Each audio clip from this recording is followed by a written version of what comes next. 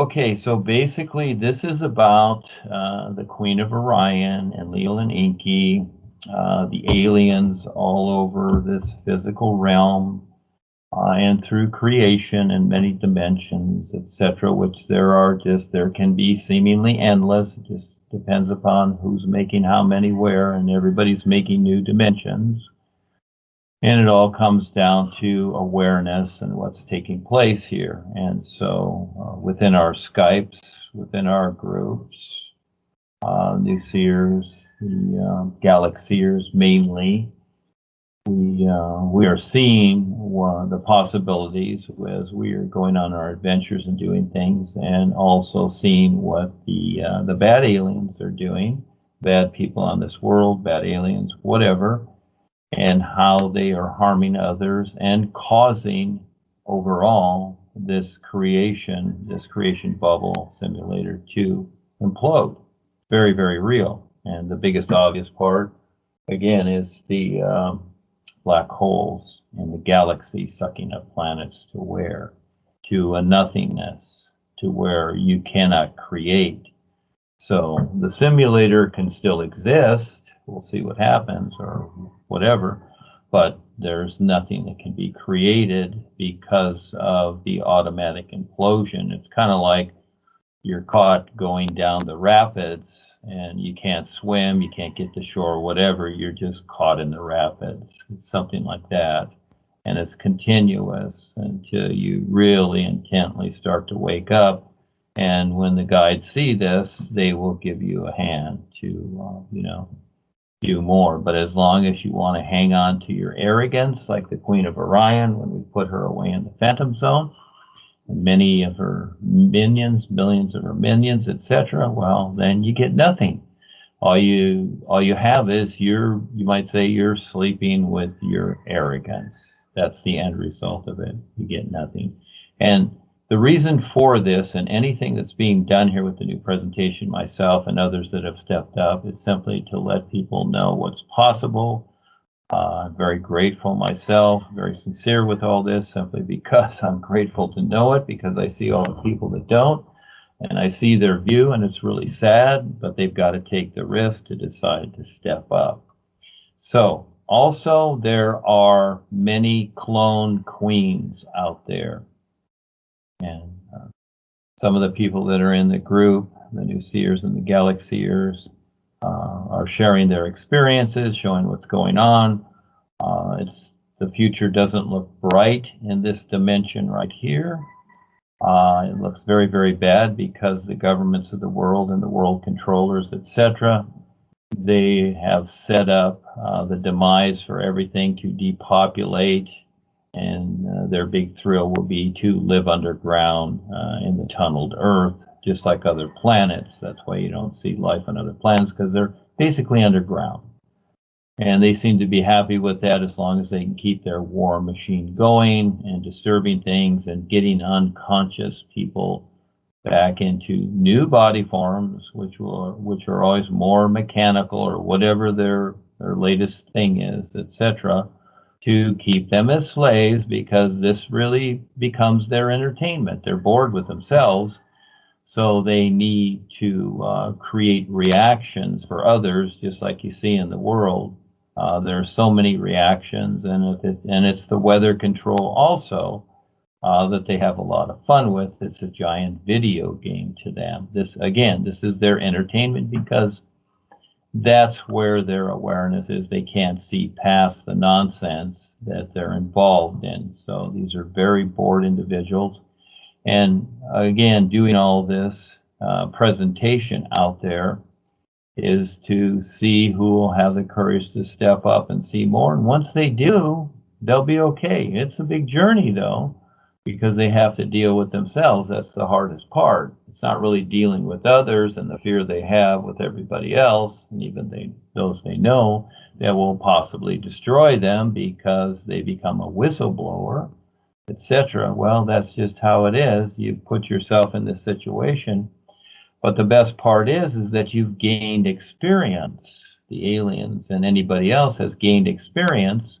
And through that experience, you have a strength to step forward and to be able to creatively handle what comes, to eventually recognize something more than just your personal routines and more than just creation, etc. These are steps we go through, and eventually the real universe is to earn your way there. So many people have really far out experiences with the real guides, and so they're thinking that that equals something. Well, it does in its own way if you recognize and do something, actually do something that's a benefit to all life, because the isness life is the doer. In other words, like the sun shining, it's always shining. It's the doer. And this is what life is. It's not a passive system like we've come into each lifetime many times with the religious and spiritual programs that have been set up with masters and gurus to look really cool and, peace and happiness and all these things. That's all fine, okay? But that's not it. And we've went through that for lifetimes and lifetimes. So the big wake up now is to recognize what's really taking place, no matter if you like it or not. It's not about that. And it's not about what each person wants for themselves. They want to be taken care of. They want to look to an authority, a master, guru, or a god or savior. This is a fallacy. Most people want to be taken care of and have others decide for them just so they can be comfortable. And it's not about that either. It's about stepping up and learning to be creative, to recognize what life is and be with life as it is the doer. In other words, all aware with what its intent is. And this is the fun part, and it's to recognize that. So to get anybody to that point is huge, and it takes lifetimes. And many people take it for granted because they get a little knowledge, they get some experiences with the real guides, and all of a sudden they think, oh, I'm there, etc. Well, no. That's not it. It's a lot more than that. And so they baby people as they come along. Yes, we all need that. I've went through it too, etc. But it comes to the point where you 100% step up and do something that makes sense with everything, and you're not even interested anymore in saving yourself because it's about all life, being with all life. And when you're with all life, you're not interested in saving yourself. That doesn't really mean anything anymore. Even the idea of freedom and all these things doesn't mean anything because life is better. It's an isness. So you're not chasing this idea anymore. Just like people chase money here. And then people want freedom. It's just like the people here that are one-dimensional, basically, physical and unaware with their indoctrinated mind, thinking that, if they can get things back to normal, from the made-up viruses and everything that's destroying humanity, that, hey, they will have their freedom back because they're told that they have freedom. It's all a fallacy. But each person has free will, and in creation, free will is actually the burden. It helps, but it's actually the burden because you can do anything with it at all. What's so cool about the all is and the real universe is this: your free will has, you might say, gotten you there, which is here because it's an isness. It's not over there somewhere. It's not up there. It's gotten you to a point to where you recognize you don't need free will. Okay?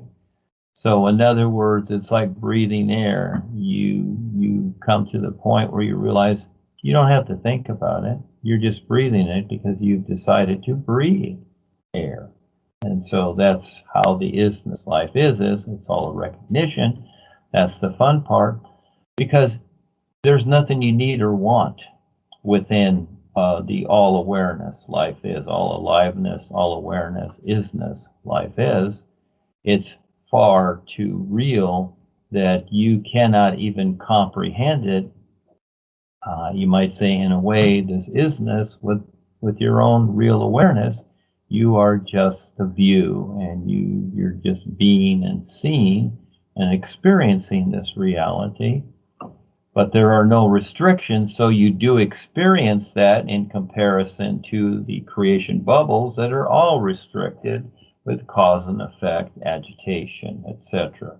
So, but we need to go through that because that's helped wake us up. Very, very important to see all these things and have a relationship as to what is not real. So the big challenge today is the aliens, because a lot of them are destroying the planet. The Queen of Orion has a lot of her clones out there, even though she's incapacitated in the Phantom Zone with her husband and whatever. And REALL and Inky are out there. I've made deals with them. They were originally the ones that managed the takeover of this planet and many others. And eventually, here it is, eons later, or however long it took, to get to this point of self-destruction. It's ridiculous. And so they've wised up since then. There are spaceships all around the Earth, atmosphere, etc. But again, it's free will. There's reluctance there also. So little at a time, they're coming in. We're seeing this. And so we're trying to let the world know here what's going on so that each person has the opportunity to make a better choice. I've got to take the risk. Got to take the risk to see this and go through the process. You know, it's kind of like boot camp. In the military, you sign up, you really don't know what you're going to go through. You know that you can come out the other end, but in the meantime, who knows if you will, whatever. You know, each person makes a choice along the way, and most people quit. They really do. They'll take some of the knowledge, they'll think, oh, that's cool, I know this now, and blah, blah, blah.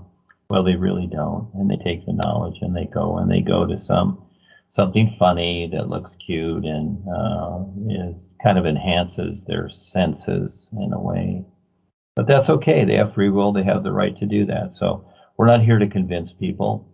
I'm looking for those individuals that are truly sincere, that really want to see what is real and step up and be real and sincere with those that are sincere. And then things become awesome, more so than can even be considered in the personal senses. So, okay, and there's a lot more to this. We have Skypes, and I have over 3,000 groups on Facebook, plus the new books, etc., all over the world. Kevin Smith, new Kevin Smith is everywhere. He can be in social medias. Val, the deans, Dean, Val, and Kevin.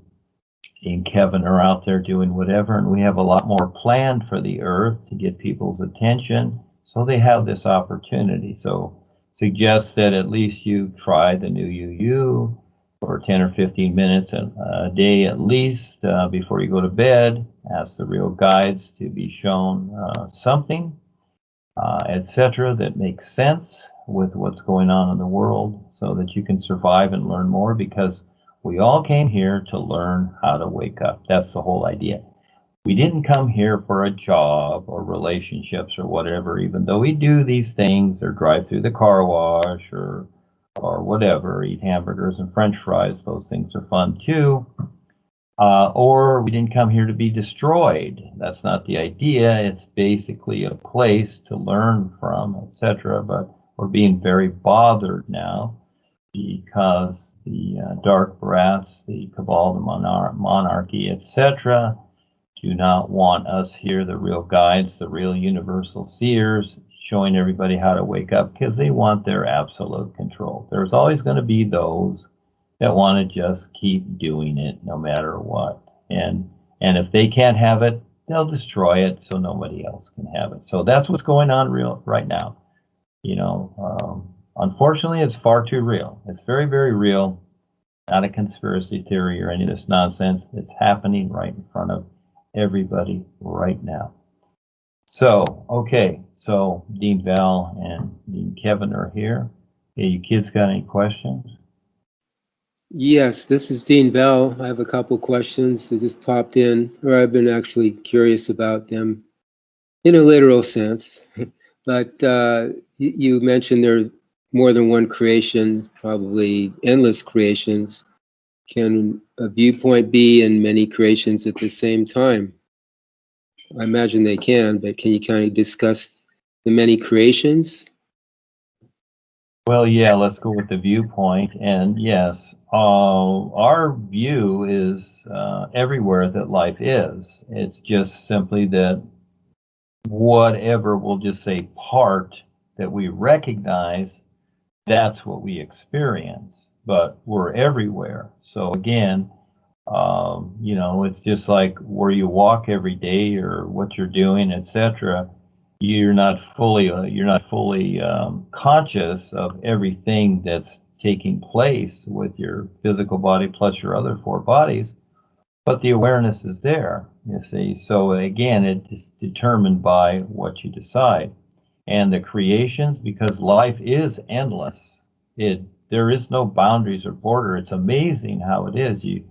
It's beyond amazing. It's far too real that there's no fathoming it according to what we decide life is. That's the literal self. So, how many creation bubbles would there be? What does it matter? It's endless. Whatever it takes for each unaware, we'll say, little soul to go through the process, just simply go through this process. And when you're viewing this from a real view, okay, it's like a little ball you're holding in your hand, the size of a tennis ball or a baseball, and you can see through the whole thing, and you see all these little tiny lights, we'll say, just moving around. They're just trying to wake up in the confusion and agitation of creation, but eventually they do get to it. They start to put things together and go, oh, okay, I've done this before. See, you start recognizing that you've done things before.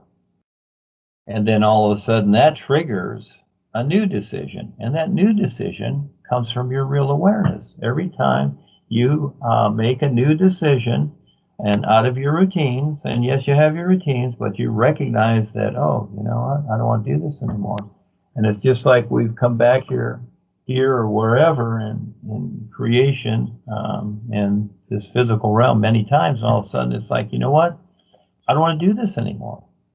That's a recognition point to where you realize that, I've done this before and I don't want to do it again. That's a real realization. And then from there, you start to explore, gee, there must be something else. And of course, life will show you little by little because you've decided to explore. And of course, it's going to come up.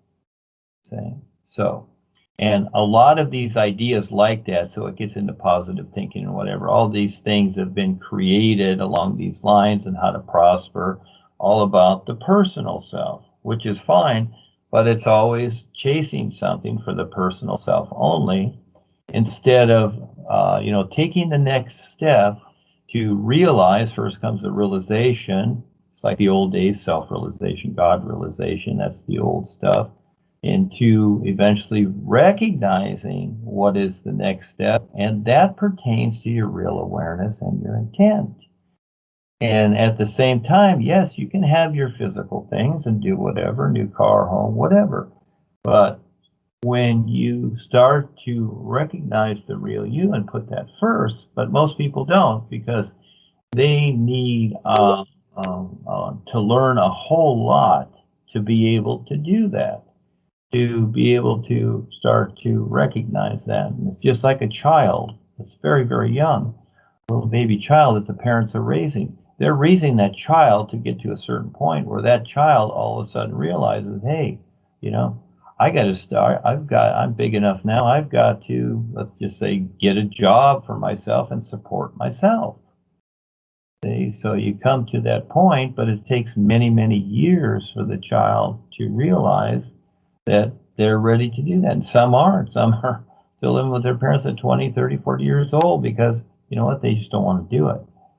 And so it's up to each person to decide. But who can say, and, how many creation bubbles there are? No, it's endless because there are endless little souls that are unaware. This is a huge, you might say, process of becoming more aware, and from the passive position of being unknown, unconscious, and everything else that deals with that, and eventually coming through the darkness of creation, which looks like a light and dark, but it's a secondary light.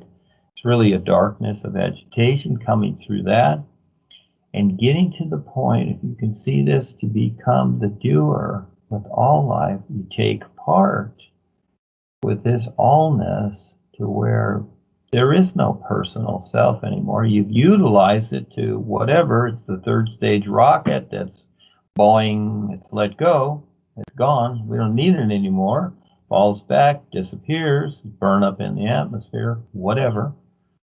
And now you are free to be with other beings, awesome beings of real light, that have a real purpose with all life, and this encompasses everything. There are no flaws. It's like the sun shining, only a lot better. There's no restrictions. There's no this or that. You need nothing. You are all aware, and you're with awesome beings in all life. Can't even imagine it. Can't even imagine it all. It's better than the old heavens where you go up there and you sit with Jesus in some hard-ass chair without padding, and then there's God in the middle. He's on his throne, and he's, looking around and probably twiddling his thumbs because, there's no such thing as God, so he's got to make it look good, etc. And then there's the angels, and they're hanging out. Maybe they're playing harps or whatever. Well, okay, so if that's what you want to do, that's available too. It's all a stage play, but whatever. We all play different parts. And so here we are. So, hey, Mr. Val, do you have another question? Yes, I do. Thank you, Duane. When I first got into this, what I was intrigued about was your viewpoints, how you saw things. It's not really to get an answer for anything, but just the views that you give were so unique. I had never heard of anything that you mentioned or you were sharing in the spiritual past. I mean, nothing like it at all. And then you have so many angles and views that you give to each subject matter, you could say. So that is appreciated, much appreciated. Now the other thing was that there are many creations, endless creations, and once you mentioned, or few times you mentioned about the is, there are more than one is. And I know there's no answer to that, and it's whatever really, but can you talk about, you mentioned that there's more than one is. Now, I just see is as an isness, it just is, but in a literal sense, you once mentioned that there's more than one is. Can you kind of talk about that? Yeah, that's the fun part. So again, because life is what it is, that's really it. Okay, so any ideas that you conjure up about it can only be a reference, cannot be a reality. And the isness life is, that label, that's a reference too, etc. And so it's to be recognized, be realized and recognized how that invented label is a relationship with this reality. And so because life is what it is,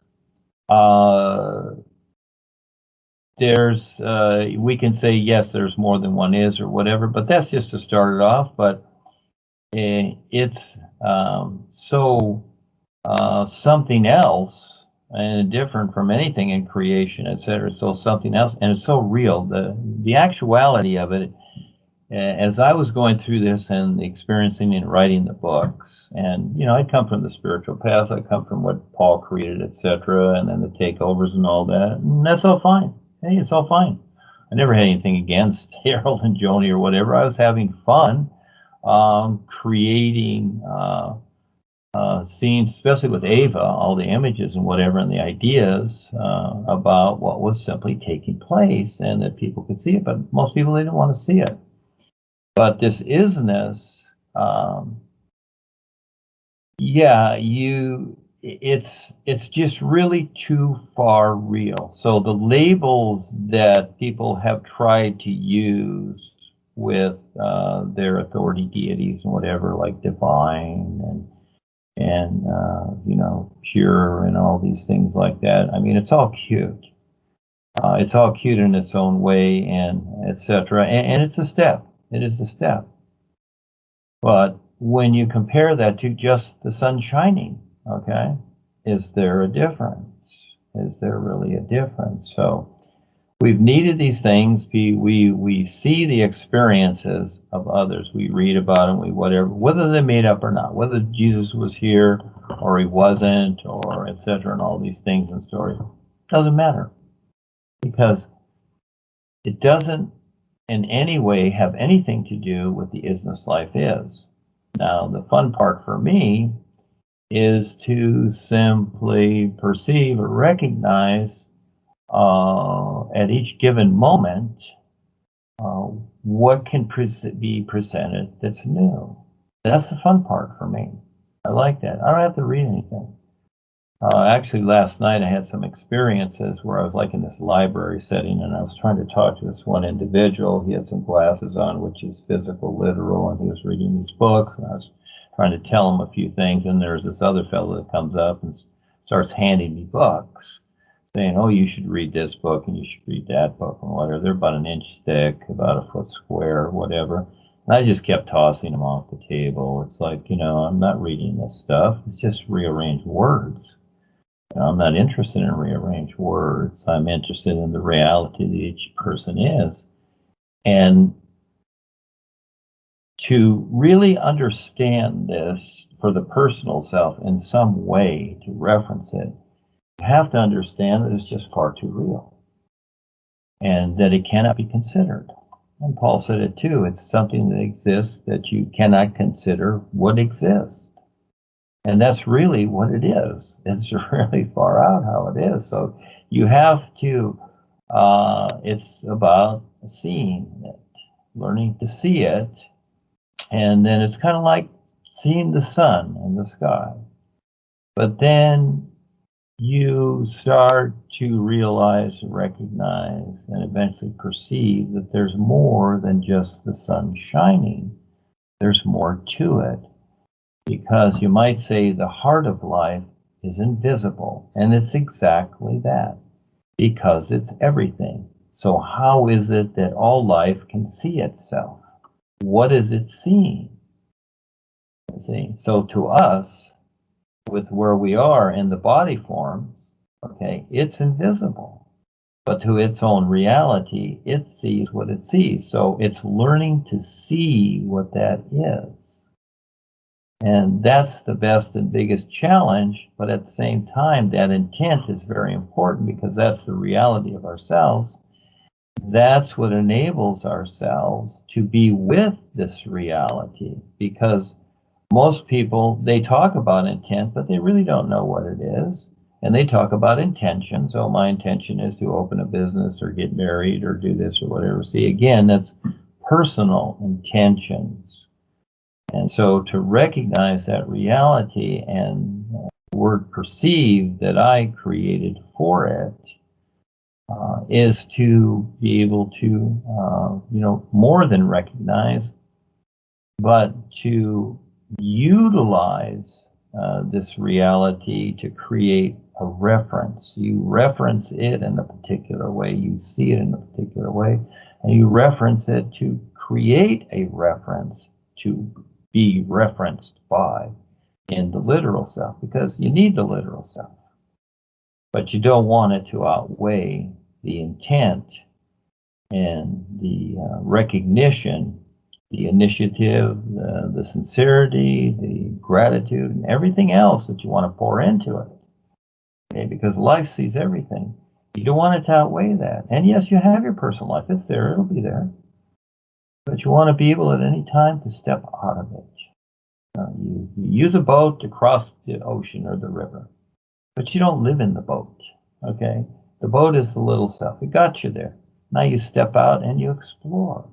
That's the whole idea. So our personal self, just like Paul when he took the tiger's fang adventure with Rebazar, and they were in a boat many times, and that was, just kind of a symbol of going over the psychic realms, floating over the psychic realms instead of swimming in them or being, Googling underwater or whatever.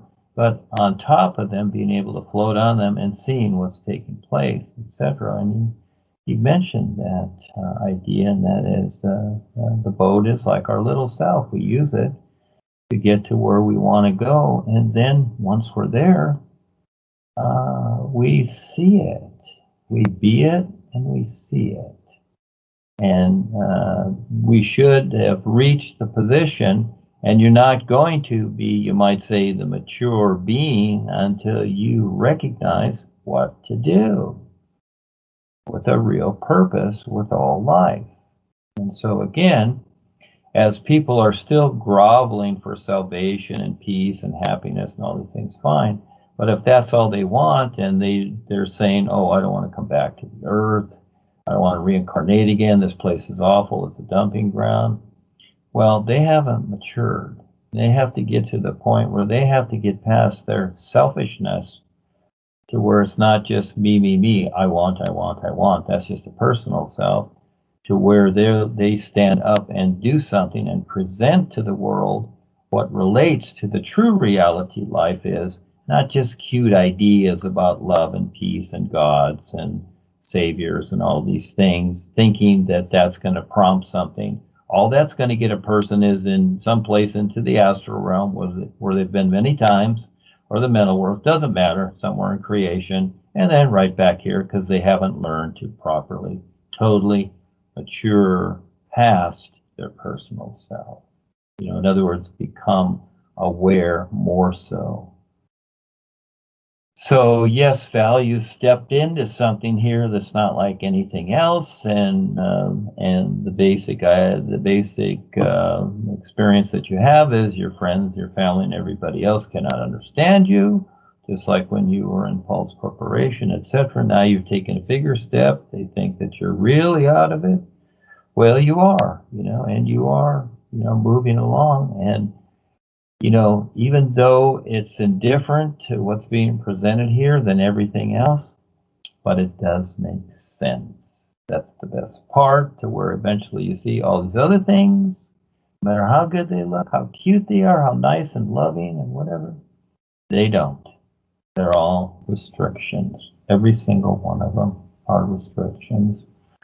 We are no restrictions, and real universes, no authorities, no restrictions, ever. It's so cool. Thank you, Duane. Well said. Thank you very much. I'll give it over to Kevin. I was always curious about something, and I've been trying to figure it out myself for the longest time. But regarding, I suppose, the entire situation with years and going through creation, I was always curious as to when these new beings, these U-tunes or unaware souls, are created by the ears, and as they initially then are with this isness, which is what they are, I was always wondering why it is that they don't recognise that which they are, and then have to go through the whole process of creation in order to recognise that. I mean, I do understand the process, and it does, and I have seen for myself that it does seem to be so. But I was always curious as to how the original beings, who are originally created in the ears, that don't recognise that they're in the ears that they are a part of. If that makes sense.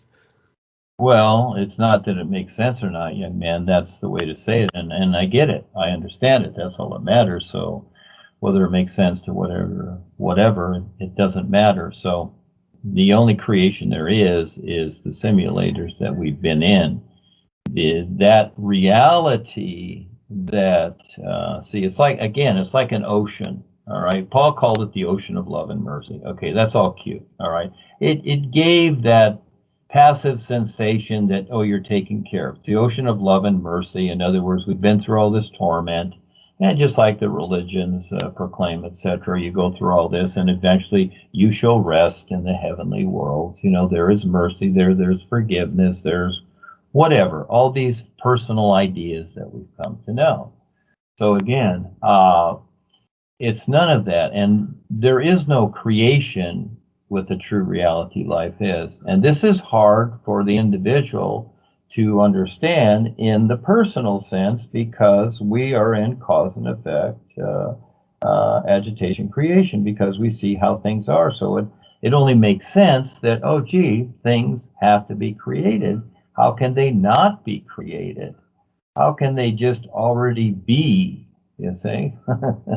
And yeah, see, that's the awesomeness. So by that very fact of what life is, yes, also what creation, it individualizes us is what it does. This is the far out part. So again, imagine that you're just a drop in the ocean with all the other drops floating there, okay? Just imagine you're the drop. You're all blended in with all that, you see? What is it that you're going to recognize? You don't know where you are. You don't know what it is. And you're just with everything, you see? And actually, you are the whole view.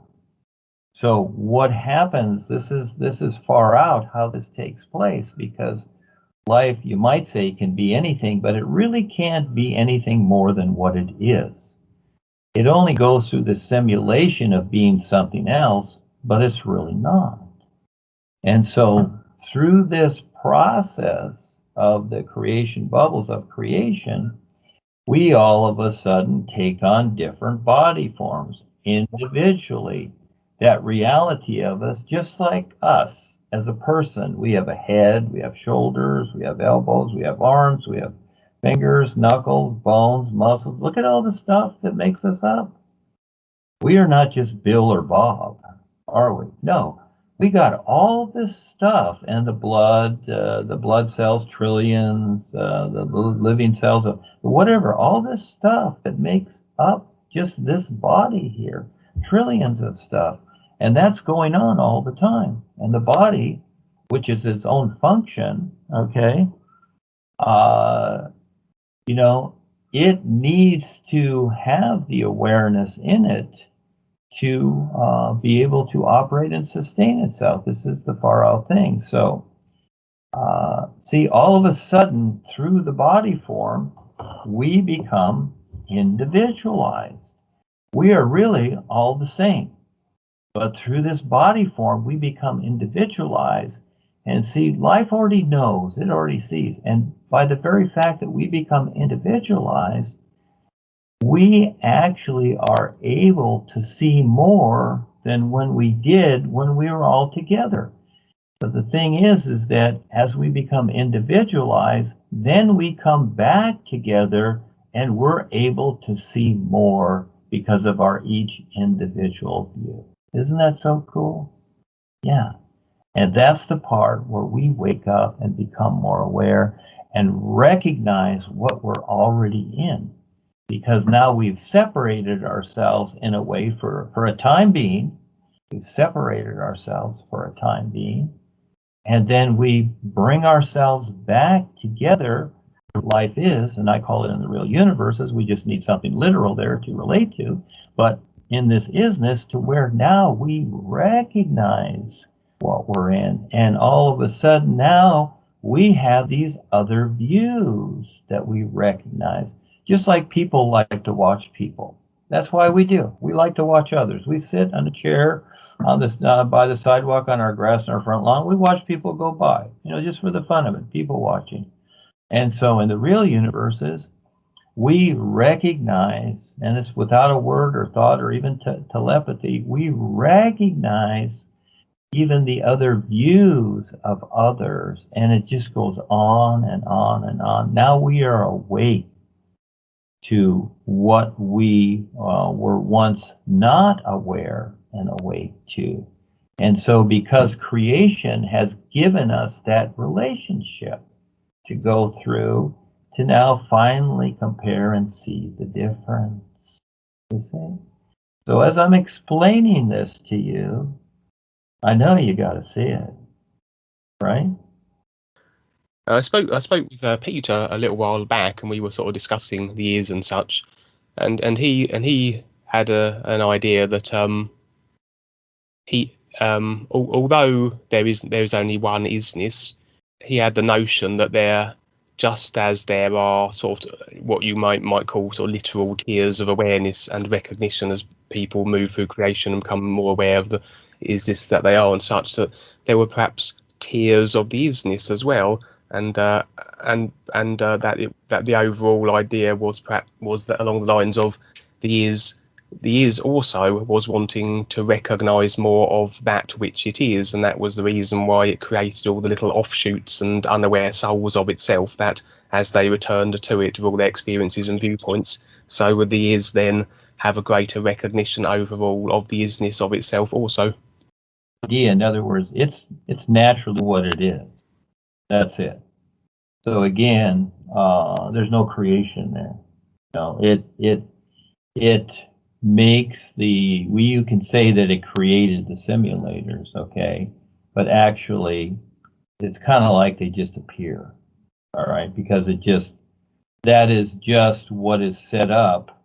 This is how beyond amazing life is, and you cannot calculate it, so you cannot even consider how it sees this and does this, okay, but it's all in the doing. Okay. And so again, it's like us. We make a decision to do something, think something, feel something, whatever. It's an instant decision, right? You just do it. It's just in the doing. You don't even really create it, you just do it. And so this is how life is. It's like the sun shining. It just does it. And so we can sit here and try and calculate it, and you try to figure it out and get a formula to it. And yeah, that's part of it. But again, it is that recognition. It's just life itself deciding to become more aware. It's the doer. And that's what deciding means. When you decide something, you become the doer. Oh, I decide to do this. It's a decision. You decide not to. But see, life is the doer, like the sun shining. That's it. It doesn't decide not to do something. It only does what it does according to what, from our point of view, what makes sense and is a benefit to all of itself. Okay, so there's only one life. That's it. It's all everything. Okay, so you can say, oh, there's one is or there's whatever. There's no such thing as that. It's just an isness. And what is there is there. So that's where you discover it. So like in Paul's experience in the Tigers thing, he discovered, you might say, an aspect of it, but that's not all there is, but it's something that gets us to relate to it. And that's how I see it too from my little self, because I need to have that view too, as to see it. And so I see it like a sun in the sky in the real side. But I also, when I see it, and I don't have to see it at all, but I recognize it, I perceive it as the reality, the aliveness that it is, because it's real. That's the difference. It's not something that you just make up or consider or a nice idea, etc. It's not like, oh, I like the is. See, the like idea is that, no, you learn to see it. And so, yeah, again, there's no creation involved. It's not creating little souls. Those are the stories we've heard here. Like God created soul, and then soul takes on the body. These are little stories we've heard here. And so we want to get past that. We want to learn to see more than that, and that's that invisible side. And when you learn to see that invisible side, the reality life is, then it becomes visible to you in its own way, but not necessarily according to creation, but you'll see creation better too. See? So again, this is a discovery that each one of us makes, because we become the unique view for ourselves as we become individualized here through creation. Yeah. If you want to add to this with a question or something, go ahead. Oh, that's okay. Silence is good. Yes. Well, that's the reality life is. Actually, the answer, like Paul says, is in the silence. That's where the answer to all that is. It's actually to where there is no light and sound. That's the reality it is. It only provides, I will say, I don't want to say produce or manifest. The old word was manifest. I like more so becoming so, okay, because it's an isness. It's not creation. The personal part of ourself thinks in terms of creation. It is not that. It is really the closest thing is a recognition, perceiving what is necessary, you might say. That's more like it. It's not creating something because there already is. You, in a way, you can't create something out of something that all is. It all is. So this is why the creation of the simulators and creation as we see it is a fallacy. It's all a fallacy. Yeah. But it seems real, doesn't it?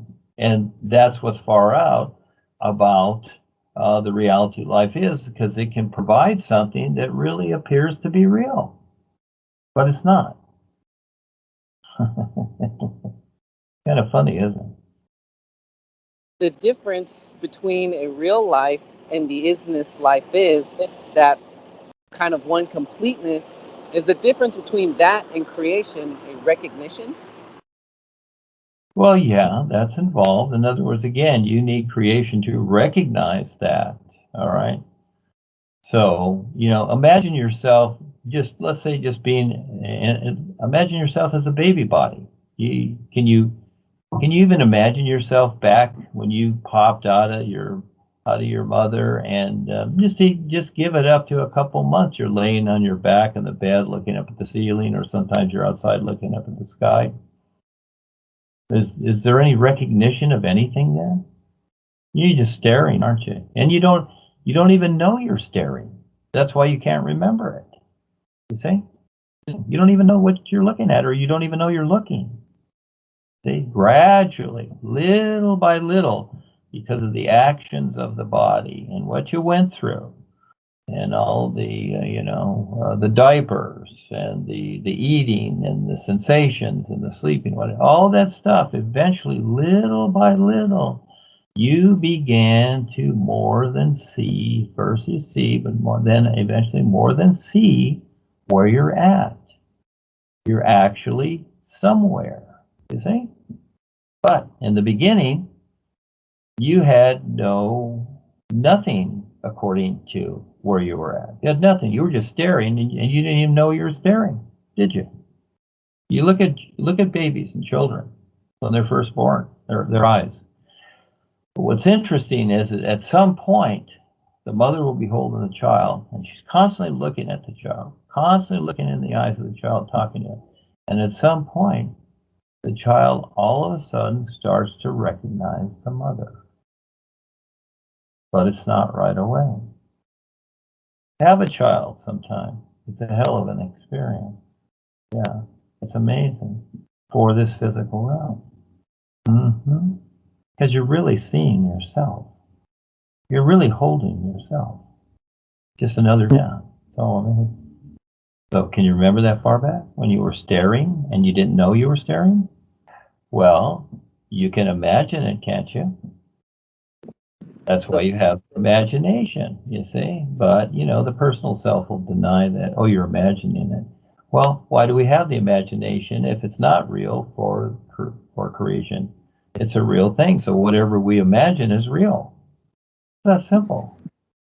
But it's only in creation, because you don't need the imagination, intuition, or any of these things. And really, because it already is. It's recognition. So when you're ready to recognize it, at that point, when you do, you've done it.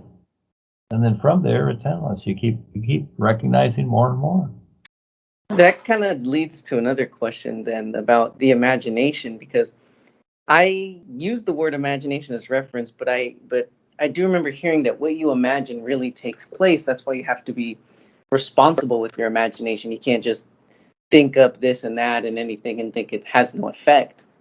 So is that why that part of ourselves is the hardest to get through, because the imagination being tied to the subconscious?